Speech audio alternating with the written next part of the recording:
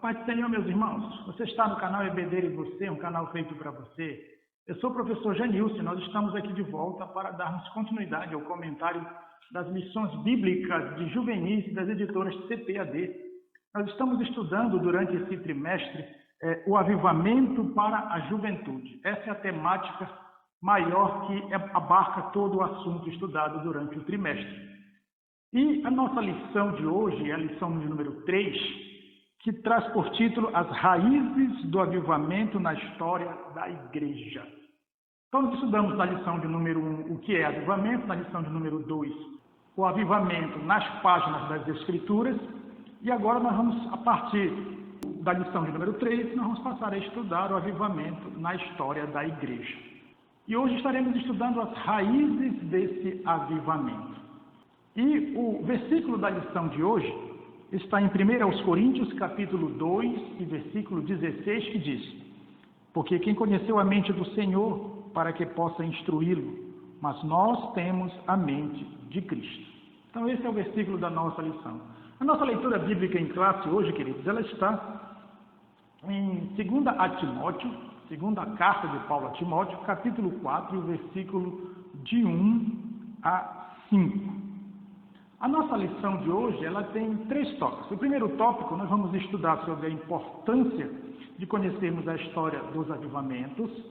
O segundo tópico, nós vamos falar de um movimento espiritual, de um avivamento, que é o puritanismo no século XVI e XVII. E o terceiro tópico, vamos falar de outro movimento espiritual, que é o pietismo, século XVII e XVIII. Então já deu para você perceber que um segue o outro. Primeiro o puritanismo, depois o pietismo. E a gente vai ver durante a lição que, de alguma forma, um acabou impactando ou influenciando o outro. Por isso, convidamos você a nos acompanhar no comentário da lição. Raízes do avivamento na história da Igreja. E eu quero começar fazendo aqui uma ressalva que o nosso comentarista fez. Ele trata aqui na nossa introdução, ele fala sobre âncora e sobre raiz. O título da nossa lição de hoje é Raízes. E ele explica aqui na nossa introdução por que ele não usou âncoras.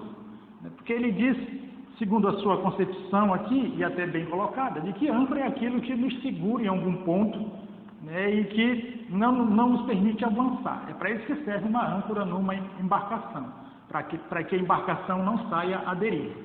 Já as raízes, para que servem as raízes de uma árvore? Para nutrir a árvore de tudo aquilo que ela necessita.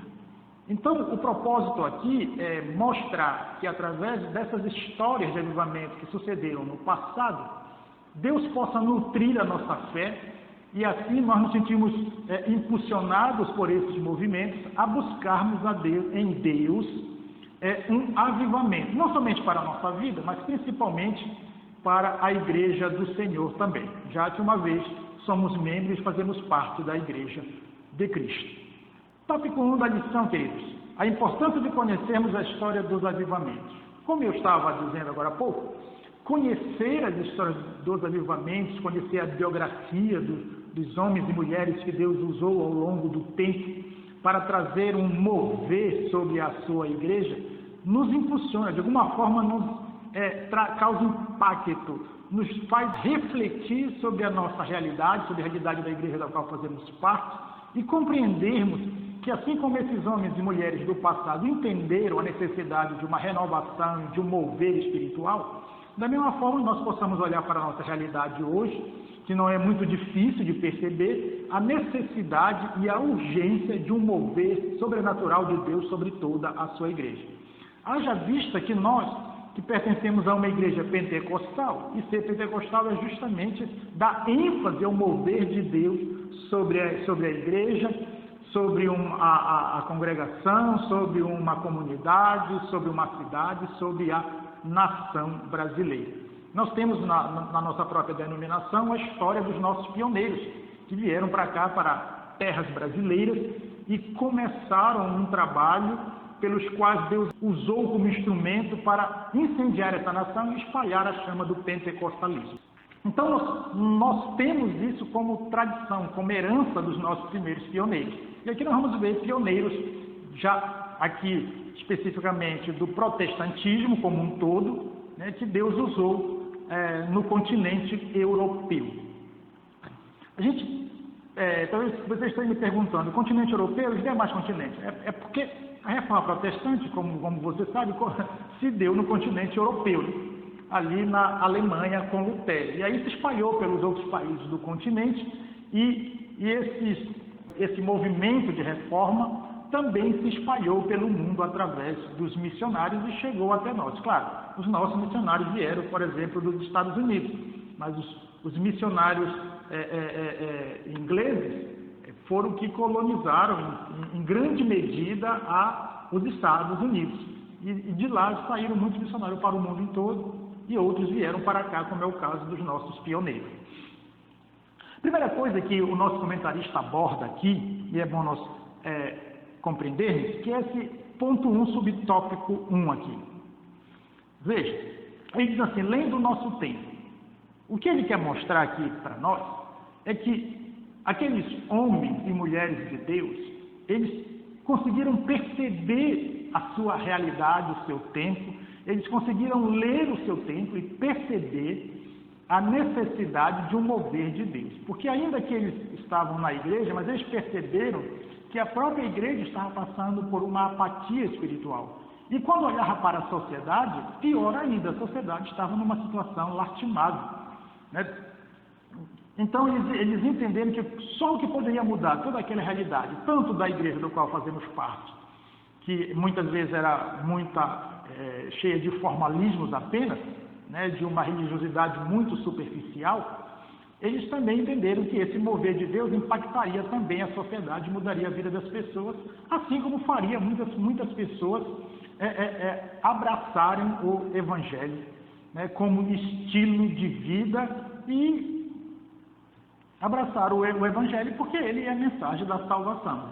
O avivamento na igreja traz um despertamento, traz um fervor, traz uma ênfase, traz um impulso necessário para que o reino de Deus seja anunciado. Na sociedade, causa o efeito daquela contrição de pecado, de vida errada diante de Deus, e isso vai gerando nas pessoas um sentimento de querer se organizar, se ajeitar, a gente pode assim dizer, ou seja, o desejo de se colocar em ordem diante de Deus, e isso se dá pela conversão. Então, houve muitas conversões, todo avivamento traz muitas conversões e despertamento espiritual. Conversão na sociedade e despertamento na igreja.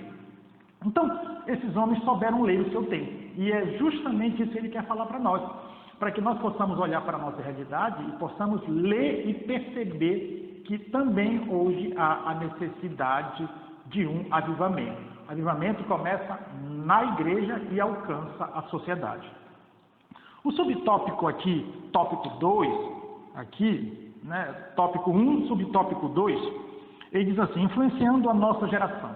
Aí ele diz assim, foi exatamente isso que os puritanos e os pietistas fizeram. Nós vamos estudar esses dois movimentos, puritanos e pietistas. E ele está dizendo que esses movimentos impactaram as suas gerações. De fato, não só as suas gerações, mas quando nós olhamos para a história da igreja, que estudamos esse avivamento, que lemos sobre o que Deus fez nesses dois avivamentos, a gente percebe as marcas deles para nós. Muita literatura que a gente lê hoje foi literatura escrita por esses homens, né? Muita coisa de doutrina que nós temos hoje foram formuladas por esses homens que tiveram esse despertar de Deus.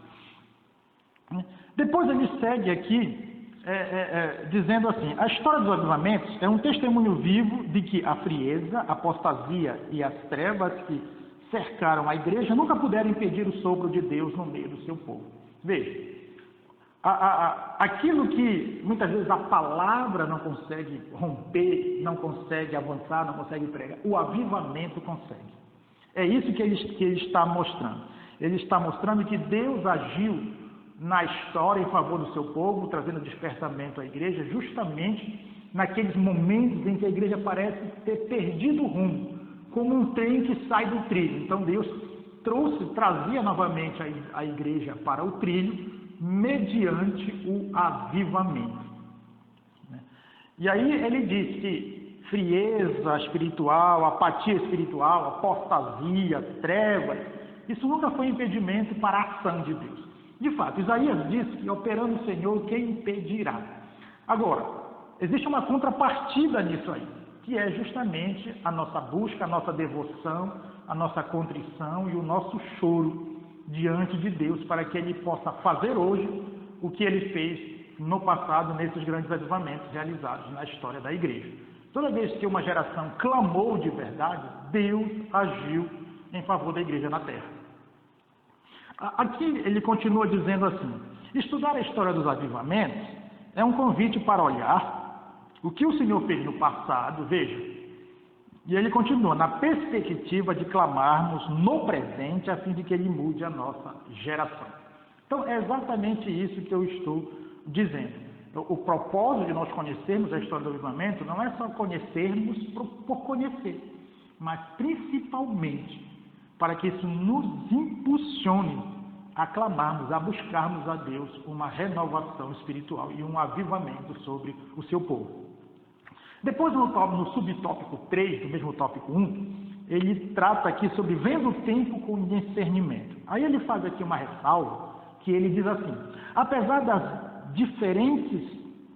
diferenças percebidas nas experiências históricas do avivamento, ou seja, o que ele está mostrando é que, de fato, um avivamento nunca é igual ao outro, cada um tem a sua característica.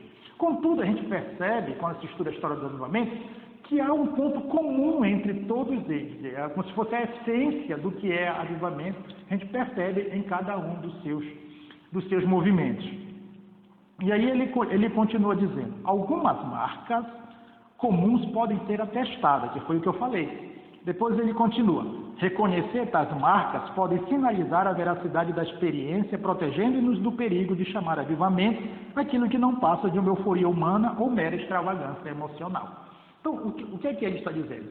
Que se nós conhecermos essas marcas, isso que se consegue perceber em todo o avivamento, quando acontecer algo, né, perto de nós, vamos saber identificar se é ou não um avivamento, se contiver essas marcas que os avivamentos deixaram no passado.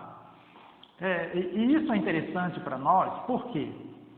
Porque às vezes Deus faz uma visitação na igreja, não necessariamente um avivamento, e às vezes a gente chama de avivamento. O que é a visitação? A palavra de Deus é pregada, o Espírito de Deus se manifesta, a igreja sente a presença de Deus, mas às vezes isso não se concretiza num avivamento. Por quê? Porque no outro culto, por exemplo, se isso se dá no domingo, quando é na terça ou na quarta-feira, dependendo da sua comunidade, da sua igreja, e dos cultos que lá se realizam, no outro culto a gente vê que a igreja continua do mesmo jeito. Então isso nos faz entender que de fato não aconteceu um avivamento. Houve uma visitação de Deus no meio do seu povo, mas não houve necessariamente um avivamento. Eu sempre gosto de dizer que para dizermos que é avivamento, sempre é bom esperar mais um pouco. Espere o outro dia, que aí o que você observar no outro dia, aí você vai entender se está acontecendo um avivamento ou não, ou se é só uma visitação de Deus. Ou pior, né?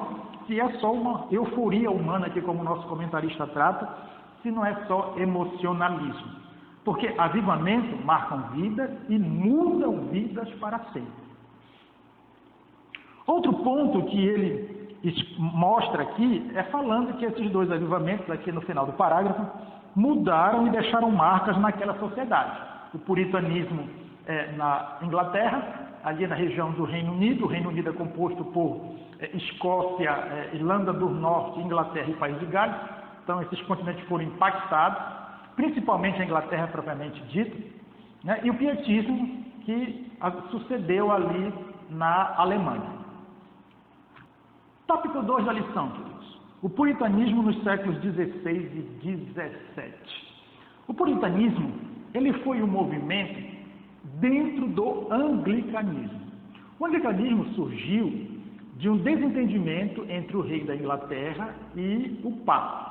Não era necessariamente bem um desentendimento, mas um desejo do soberano da Inglaterra, Henrique VIII, que queria se separar da sua esposa e queria se casar com outra, mas estava com receio do Papa, ou seja, ele sabia que o Papa não ia aprovar. Naquela época, a Igreja Católica tinha muita força e a palavra do Papa, né, praticamente era lei.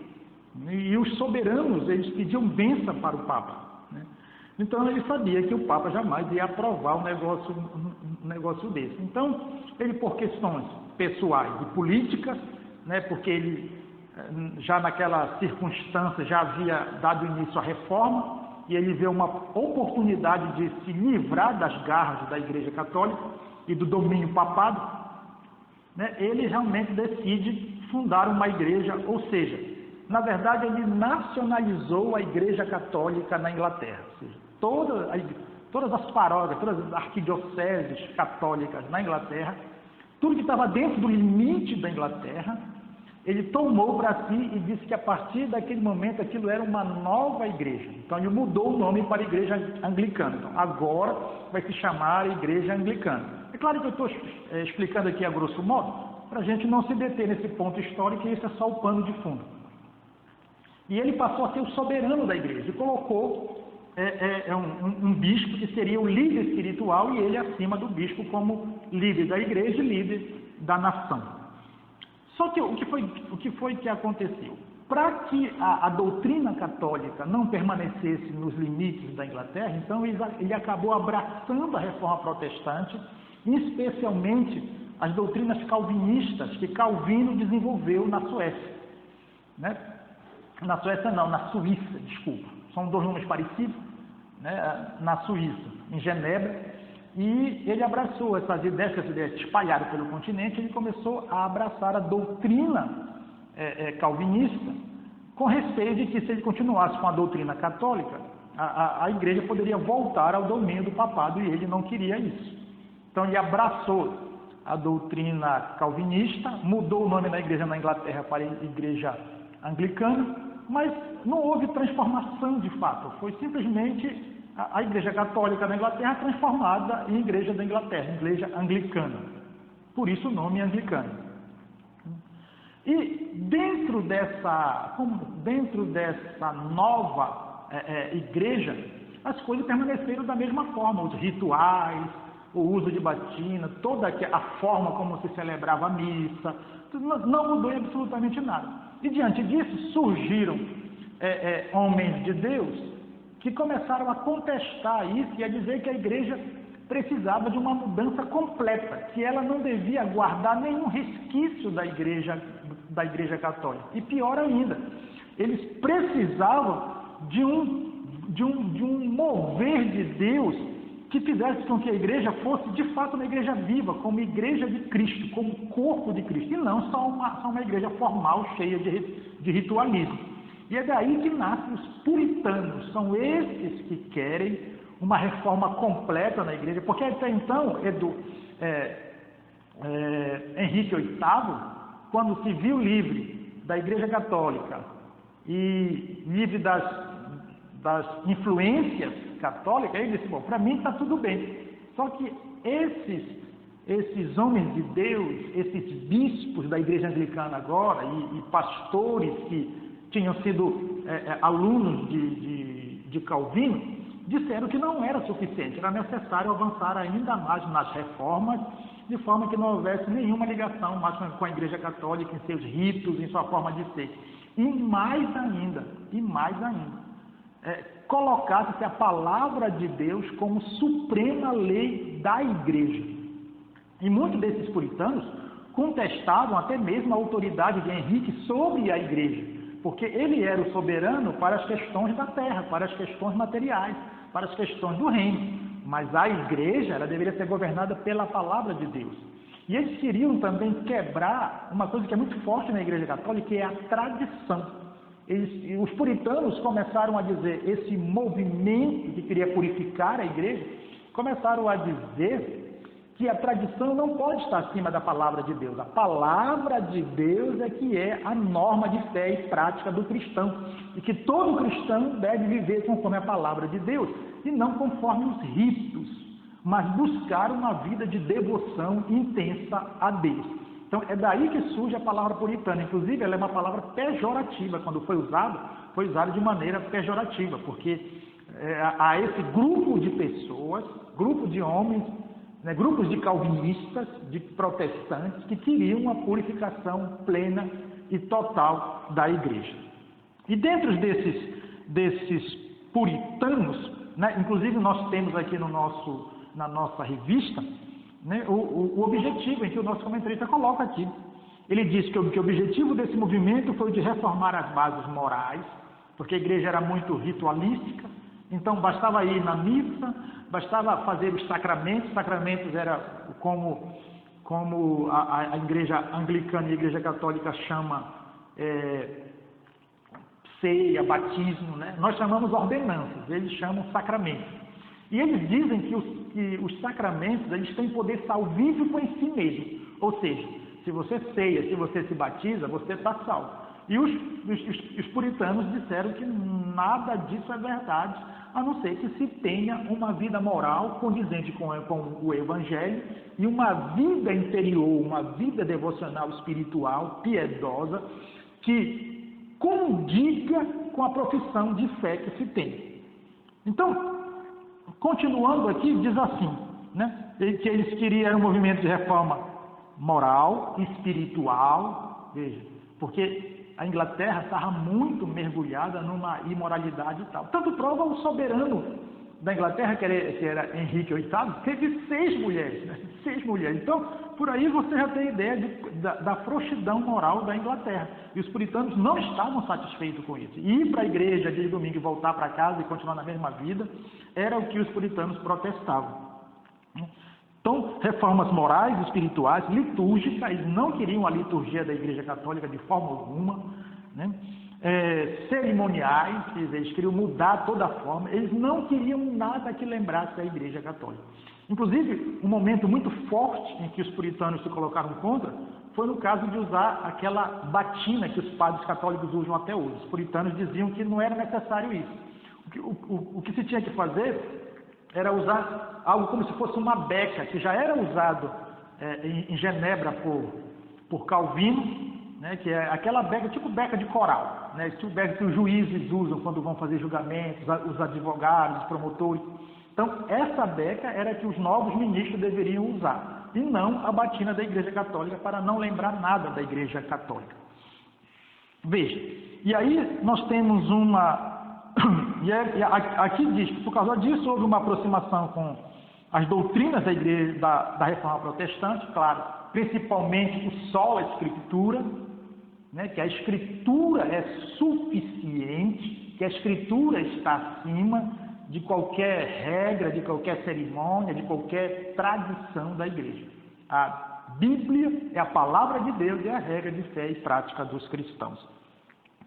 Olha, bem como purificar a igreja do sincretismo religioso e principalmente o retorno à palavra de Deus. Porque naquela época os padres católicos, eles conheciam tudo, menos Bíblia. Menos Bíblia. Apesar de serem doutores em Bíblia e em teologia, conheciam de teologia, conheciam do pensamento aristotélico, conheciam de N coisas, mas a palavra de Deus em si, na hora de expor a igreja, ao povo, a palavra de Deus, eles ficavam devendo. E os puritanos, eles se prenderam à palavra. Tanto prova que muitos bons pregadores e muitos manuais que nós temos hoje de homilética, que é de pregação, são manuais escritos por puritanos. Os puritanos foram muito dedicados à pregação da palavra de Deus, porque eles entendiam que era isso que mudaria a vida da Inglaterra. E, de fato, isso aconteceu. Veja, eles buscavam uma pureza, diz aqui o nosso subtópico 2, também na família e na sociedade. Veja que eles queriam alcançar todas as coisas. Os puritanos diziam que todas as coisas, quer na igreja, quer na família, quer na sociedade, deveria ser para a glória de Deus. E eles lutaram em prol disso. Foram muitas vezes perseguidos, queimados, mas não desistiram. E esse movimento mudou a Inglaterra para sempre. E é engraçado que os historiadores dizem que eles eram um número muito pequeno, perto da grande população da Inglaterra, né? Mas conseguiram impactar, né, desde a realeza até a sociedade no seu extrato social mais baixo. Tanto foi o empenho deles, a dedicação, e como Deus usou esses homens para mudar os rumos da Inglaterra. Veja, continuando aqui a nossa lição, o nosso comentarista faz aqui uma observação sobre um ponto que os puritanos defendiam, que era a salvação mediante a graça de Deus, para diferenciar da doutrina católica que dizia que o homem era salvo pelas obras, né? E os puritanos disseram, não, ele não é salvo pela lei, é salvo pela fé em Cristo Jesus mediante a graça de Deus. Então a salvação é uma dádiva de Deus ao homem, não é um merecimento. Então, por causa disso, foi que eles se levantaram e foram muito perseguidos pelos reis da Inglaterra, né? Entre os puritanos, nós destacamos, por exemplo, o nosso comentarista aqui destaca alguns. Destaca aqui William Perkins, né? William Perkins, ele foi professor em Cambridge, né? Olha, veja que a Universidade de Harvard, a Universidade de Cambridge, a Universidade de Oxford e outras universidades na Europa, hoje, essas universidades, elas são ateias, mas quando elas foram fundadas para a formação de pastores. Então, os puritanos eram homens extremamente cultos, eram professores de universidade, professores de teologia, né, e homens muito devotos a Deus. Eles nunca abriram mão do estudo, mas eles conseguiram conjugar estudo e vida devocional. Então, a gente precisa ter cuidado para não supervalorizar a vida devocional e desconsiderar o estudo da palavra de Deus, por exemplo, como acontece na escola dominical. Porque senão a gente tem o risco de se tornar fanático. E também não desprezar a vida devocional em contrapartida em favor só do estudo, porque senão você se torna um formal, né? Ou seja, o cristão não pode ter uma cabeça grande, de muito estudo, e um coração pequeno. E não pode ter um coração grande e uma cabeça muito pequena. Deve haver um equilíbrio, aquilo que Pedro fala na sua carta. Nós devemos crescer na graça, ou seja, na vida devocional, e no conhecimento, ou seja, no estudo da palavra de Deus. Então, essas duas coisas devem ser conjugadas para que tenhamos equilíbrio na vida e não vivamos nos extremos. O cristianismo, como diz o pastor Antônio Gilberto, é uma palavra de equilíbrio. Eu cresço. E veja, o cristianismo é sempre falando de crescimento. Eu cresço. Não é eu estagno, eu cresço na graça e eu cresço no conhecimento. Essa é a palavra de ordem no cristianismo. E foi exatamente isso que os puritanos conseguiram fazer. E olha que, por exemplo, William Perkins, ele morreu jovem, ele morreu novo, pode dizer assim, não jovem, mas novo, né? Ele morreu com 44 anos de idade, mas marcou a sua geração. Era um excelente professor. O primeiro manual de homilética, o primeiro manual de pregação foi ele que escreveu. Ele era um escritor e um pregador exímio, né, um muito dedicado, né? Nós temos, acima, no norte da Grã-Bretanha, nós temos a Escócia. Lá tinha um homem chamado John Knox, ou João, né? John Knox, melhor dizendo, como alguns preferem chamar. Né? Alguns dizem que ele é um dos pais do puritanismo, porque apesar de ser um homem assim, meio duro, firme, né? Mas ele era um excelente pregador, pregava até para a rainha da Escócia, né? Ele realmente estudou com Calvino, ele era um padre católico que, na Reforma Protestante, aderiu, se converteu ao protestantismo. Ele é considerado um dos pais do presbiterianismo. Essa era outra questão na Inglaterra, que a igreja da Inglaterra ela era episcopal, ela é ainda até hoje, né? Episcopal vem de episcopo, ou seja, um líder espiritual, que é hoje, no caso, o arcebispo de Canterbury, ou da Cantuária, para falar o nosso português melhor. Então, ele é o soberano, ele é o que eles chamam de primado, ele é o primado da igreja da anglicana, né? E os puritanos não queriam isso. Eles achavam que todos os crentes tinham o direito de decidir as coisas na igreja. Então, uns optaram pelo presbiterianismo, é daí que vem a igreja presbiteriana, ou seja, um corpo de líderes que dirige a igreja, não um só, mas um presbitério, e outros optaram pelo governo eclesiástico como o congregacional. Ou seja, por isso que existe a igreja presbiteriana e a igreja congregacional. Congregacional, a congregação toda decide. Presbiteriana, um corpo de presbitério decide.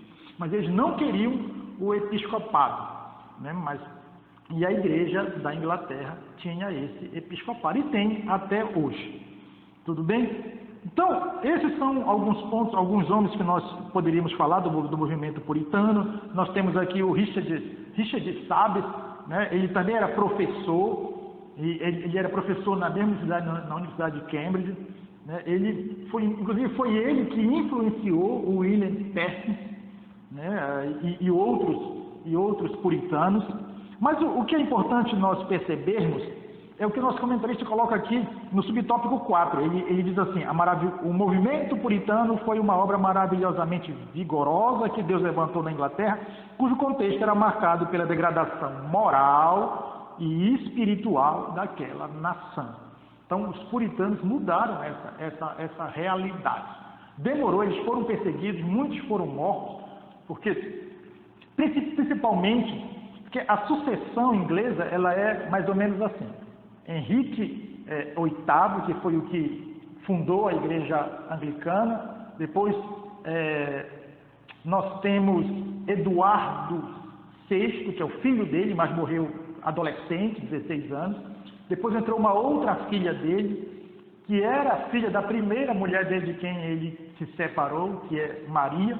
E essa era uma católica fervorosa. Veja, mesmo ela sendo filha do rei, ela era católica. Assim como muitos bispos na igreja anglicana ainda gostavam do catolicismo, né? Ela perseguiu muitos puritanos, inclusive ela é chamada de Maria Sangrenta, porque ela mandou matar muitos puritanos. Depois nós temos Elizabeth I, que é a irmã dela. Essa já foi mais branda, mas não foi tudo que os puritanos esperavam. Os puritanos imaginavam que com a nova soberana Elizabeth, que tinha uma criação protestante, os tempos seriam melhores, mas não foi exatamente isso que aconteceu. Mas houve um tempo, depois de Maria, entrou Jaime I, aí daí você vai se lembrar da Bíblia King James, que é a Bíblia King Jaime, né? James significa Jaime, né? Ou Bíblia do Rei Tiago também, como alguns preferem chamar. Foi nessa época, quando Jaime I, ele já era rei da Escócia, e quando quando Elizabeth morreu, ela não deixou sucessor. Então ela disse que o Jaime deveria assumir a coroa. E ele uniu as duas coroas, da Escócia e da Inglaterra. E na Escócia ele era chamado de Jaime IV, mas na Inglaterra ele era chamado de Jaime I, porque era a primeira vez que ele estava assumindo a coroa da Inglaterra. Depois dele vem Carlos I, que era filho dele. E depois dele veio um período de governo pelo parlamento inglês, que essa questão do parlamento é muito forte na Inglaterra. Na época do parlamento, os puritanos tiveram a faca e o queijo na mão, e eles não brincaram, né? E por causa desse período foi que a Inglaterra foi marcada e se tornou a nação que ela se tornou. Tudo bem? Tópico 3 da lição, queridos. O pietismo nos séculos 17 e 18. Veja, o puritanismo ele ganha força lá na Inglaterra, mais ou menos em 1558, que foi quando a rainha Elizabeth I subiu ao trono. Obviamente, século XVI, então, né? E aí continuou, adentrou o século XVII, né? E o puritanismo conseguiu ser esse movimento espiritual que mudou toda a cara da Inglaterra. Aqui, logo depois desse, na Alemanha, começa um movimento chamado pietista. Veja, esse movimento, aqui o nosso comentarista diz assim, ó: foi um movimento surgido dentro da igreja luterana, o puritanismo dentro da igreja anglicana, o pietismo dentro da igreja luterana. Em muitas coisas eles vão se parecer nos seus objetivos. Qual? Principalmente formalismo. O puritanismo era um grito contra o formalismo e o ritualismo da igreja anglicana. O pietismo, da mesma forma, pietismo vem de piedoso. O que era que o pietismo dizia? O pietismo ele não estava tão preocupado com doutrina, não era esse o ponto dele. O luteranismo tinha uma boa doutrina até então entendida na época. Só que essa doutrina, ela não se manifestava na vida, ela não era uma vida religiosa puramente formal, não havia vigor espiritual. Isso não era visto na vida dos ministros, isso não era visto na vida da igreja. As pessoas viviam de qualquer jeito, apesar de irem todo domingo para a igreja. Então foi contra isso que se levantou, por exemplo, o seu precursor, que é Philippe Jacob Spener. Philippe Jacob Spener. Há quem diga que talvez outros também, antes dele, foram que começaram a dar o pontapé, mas historicamente ele é considerado o pai do pietismo, né? E ele começou esse movimento a partir de 1700. Ele era um pastor luterano na cidade de Frankfurt, na Alemanha, né? Depois, no final de sua vida, ele foi pastorear uma igreja em Berlim, porque ele ficou muito respeitado, muito conhecido, e ele enfatizava muito. Inclusive, ele começou as reuniões em casa, né? Aquilo que hoje a gente vê de célula, muitos já fizeram antes de nós, né? Isso não tem nada de novo. E o que era que ele enfatizava nessas reuniões particulares, domiciliares? Oração e estudo da palavra de Deus. Então era isso. E isso fez com que a vida das pessoas ganhasse um vigor. As pessoas todo mundo começou a fazer isso. Porque o ponto forte de um movimento espiritual, de um avivamento, é que isso vai pegando, né? Todo mundo vai abraçando aquilo, todo mundo vai se reconhecendo como necessitado daquele mover de Deus e vai buscando em Deus, e Deus vai avivando, levantando, renovando, né? Exatamente isso. Ele escreveu uma obra sobre esse movimento, que é como se fosse o livro-texto desse movimento, que é o pietismo, ou melhor dizendo, que foi o pietismo, já que foi no século 17 e 18, que é uma obra escrita por ele chamada Pia Desideria. Esse título, Pia Desideria, é um título que, na verdade, significa desejos piedosos. E aí lá ele explica o que são esses desejos piedosos. E é exatamente isso que o nosso comentarista aqui vem falar aqui no subtópico 1 do tópico 3. Ó. A reação contra o cristianismo que se tornava vazio. Ou seja, os luteranos, eles são muito cultos. Até hoje é assim. Inclusive a Alemanha é uma nação culta. Uma vez eu vi um depoimento de uma senhora que ela foi secretária do Hitler. Uma senhora já de muita idade, eu acho que hoje ela já até faleceu, mas eu consegui ver esse depoimento dela. E ela dizendo que ela não consegue entender como foi que a Alemanha como um todo, seguiu um homem como Hitler. E até hoje ela não entendia. Né? Por que ela diz isso? Porque os historiadores reconhecem que a Alemanha, quando Hitler subiu ao poder, a Alemanha era extremamente culta, era considerada a nação mais culta da Europa. Inclusive hoje, dificilmente você vai falar de filosofia, psicologia, história, que não vá falar de autores alemães. Né? Teologia nem se fala. Né? Teologia nem se fala. Então, a igreja luterana era uma igreja de pastores cultos, mas de um vazio, um formalismo, uma cultura que não se transmitia ou que não refletia na vida pessoal. E é contra aquilo que é chamado de ortodoxia morta, ou seja, a doutrina está toda certa, mas não tem vida. Então foi contra isso que o pietismo se levantou. Né? Havia uma fé muito inteligente, mas pouca devocional. E homens como Philippe Jacob Spener foi o homem que Deus usou, e outros mais, que Deus usou para trazer esse movimento espiritual, esse mover na Alemanha, que ajudou a Alemanha a não cair no secularismo. Apesar de que lá na frente ela vai cair, mas naquele momento não. Esse movimento se espalhou pela Holanda, pela Escandinávia, que é ali aquela região da Suécia, da Noruega, né? E foi muito forte, claro, na Alemanha, aonde começou. Depois de Filipe, há um outro homem também que foi muito importante para o pietismo, chamado Augusto Hermann Francke. Ele era muito culto, esse homem, inclusive ele era professor na Universidade de Halle, e ele pegou a Universidade de Halle e praticamente transformou num seminário para pastores para prover pastores para o movimento pietista, ou seja, as pessoas estudavam, mas oravam muito.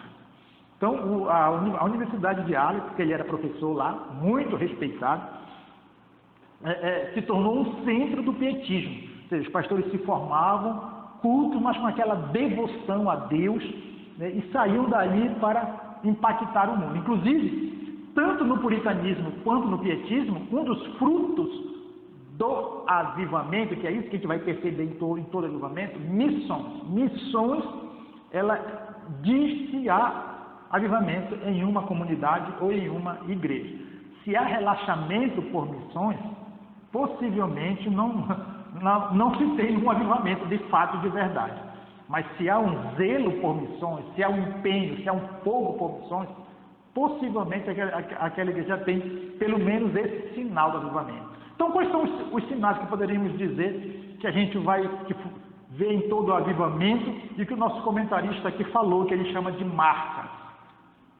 Desejo da palavra de Deus, estudo, palavra de Deus, desejo da palavra de Deus, missões, vida devocional intensa. Então, essas marcas e outras, mas essas marcas a gente consegue perceber quando há um avivamento. É por isso que eu digo, se houver uma visitação de Deus na sua igreja, não chame ainda de avivamento. Espere primeiro um outro dia. E aí você vai poder dizer se está acontecendo um avivamento ou não.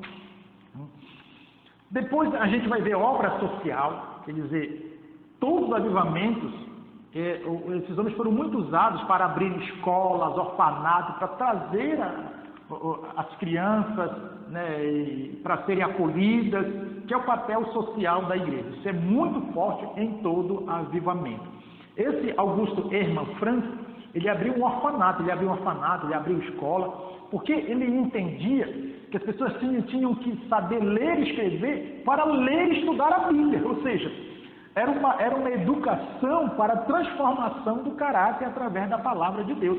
Não era uma educação como hoje a gente vê, só estudar por estudar, né? Só estudar para conhecer, como se fosse um tecnicismo. Não, mas principalmente um estudar para a transformação do caráter através da palavra de Deus. Outro homem que a gente pode dizer que foi muito importante para o avivamento foi o chamado Conde Zinzendorf, que é Nicholas von Zinzendorf, ou Conde Zinzendorf, como ele é mais conhecido. Porque do pietismo saiu dois movimentos muito fortes. O movimento dos irmãos, que depois foi chamado de Igreja dos Irmãos, e o movimento dos morávios. O movimento dos morávios é o seguinte: esse conde, ele sempre quis ser um clérigo, que é assim que eles tratavam os pastores e bispos. Só que a família dele, como era uma família nobre, disse que ele tinha que estudar direito. Tudo bem, ele foi, mas nunca tirou da cabeça dele aquele chamado de Deus para a vida dele. Quando ele já estava numa condição tal, já tinha um certo recurso, ele comprou, ele era proprietário de terra, e ele cedeu essas terras para aquelas pessoas perseguidas por sua fé virem morar ali. E ali começou o movimento dos morados, e foi um movimento muito forte, origem do pietismo, influência do pietismo, ou seja, os moravianos eram pietistas. E esse movimento dos morados foi uma coisa tão intensa que, para eles alcançarem as nações, eles se vendiam como escravos só para irem para outras nações e pregar o Evangelho. Por aí você entende o que é o poder e a pulsão de um avivamento na vida de alguém. Então, nós temos esses dois, da Igreja dos Irmãos, o mentor, o que deu início, foi um homem chamado Alexandre Marx. Foi ele que fundou a Igreja dos Irmãos, que até hoje existe nos Estados Unidos. Eles se mudaram para os Estados Unidos, foram fazer missões nos Estados Unidos, lá fundaram a Igreja dos Irmãos, e de lá, Estados Unidos, saiu missionários aqui para o Brasil, para fundar a Igreja dos Irmãos aqui no Brasil. E isso aconteceu, por exemplo, o puritanismo, muitos, por causa da perseguição e do fervor missionário, foram para os Estados Unidos. E lá fundaram igrejas presbiterianas, fundaram igrejas metodistas, mas o metodismo vem depois, mas fundaram igrejas congregacionais. Inclusive, o fundador da escola dominical no Brasil era um congregacional, que é Robert Calley, né? Robert Calley era um fundador, foi o fundador da igreja da escola dominical no Brasil, e ele era um congregacional, fruto desse mover que sucedeu lá na Inglaterra. E aqui não foi diferente. Na Alemanha, a mesma coisa aconteceu. Veja, o nosso comentarista coloca aqui no subtópico 2 do tópico 3, ele diz assim: o alvo do pietismo. O pietismo era um retorno à teologia viva. Veja que eles não abriram mão da doutrina, de estudar a palavra de Deus, de teologia, eles não abriram mão. Mas uma teologia viva e não somente formal, e não uma ortodoxia morta, não doutrinas por doutrinas, né? Mas principalmente a vida diante de Deus. Então, o retorno a uma teologia viva dos apóstolos de Cristo. Veja, com ênfase o quê? Na pregação. Veja como a pregação sempre foi o foco desses homens que lideraram grandes avivamentos ao longo da história. Veja que não existe avivamento sem pregação, sem palavra de Deus, né? E o nosso comentarista aqui mostra aqui alguns autores aqui que foram muito importantes, e no final ele termina dizendo que esse pietismo acabou impactando a vida de um homem chamado John Wesley, que nós vamos estudar na próxima aula, que nós vamos estudar o metodismo. Você vê que ele veio para a Alemanha, impactado na Alemanha, voltou para a Inglaterra, e Deus usou ele para tocar, no nosso linguajar pentecostal, né? Tocar fogo na Inglaterra. Tá certo? Então, qual é a lição para nós aqui? Por que é nos mostrado esses dois avivamentos que nós estamos estudando? Para mostrarmos que Deus usa pessoas quando se colocam na brecha diante dele. E esse é o desafio para nós, de nos colocarmos na brecha diante de Deus, para que Deus possa usar a nossa vida, para que possa mudar a realidade da nossa família, da nossa nação, da nossa igreja, do nosso país, e por que não dizer do mundo, né? Porque já que avivamento produz missões. A nossa conclusão, o nosso comentário diz assim: as raízes históricas dos avivamentos é um convite a clamarmos a Deus para que Ele sopre sobre nossa geração. O relato histórico do movimento puritano e pietista chama-nos a atenção para desejar uma fé viva, dinâmica, que não satisfaz apenas o intelecto, mas arrebata o coração. Veja o propósito aqui da nossa lição. É nos fazer entender que nós precisamos desse fervor espiritual, desse avivamento, para cumprirmos o propósito de Deus sobre a nossa vida e cumprirmos o propósito da igreja da qual fazemos parte na terra. Amém? Então aqui nós encerramos esse comentário. Se você gostou do comentário, nós pedimos que você se inscreva no canal e nos acompanhe nas demais aulas. Que você acione aí o sininho, porque todas as vezes que nós postarmos um vídeo aí, que a gente não vive do ministério, a gente precisa trabalhar e às vezes o tempo fica apertado para a gente poder gravar e poder trazer um conteúdo melhor para os irmãos, mas nós queremos ajudar a fim de que você, professor, você, aluno, possa chegar mais inteirado domingo para a sua aula de escola dominical. Amém? Deus abençoe a todos, em nome de Jesus.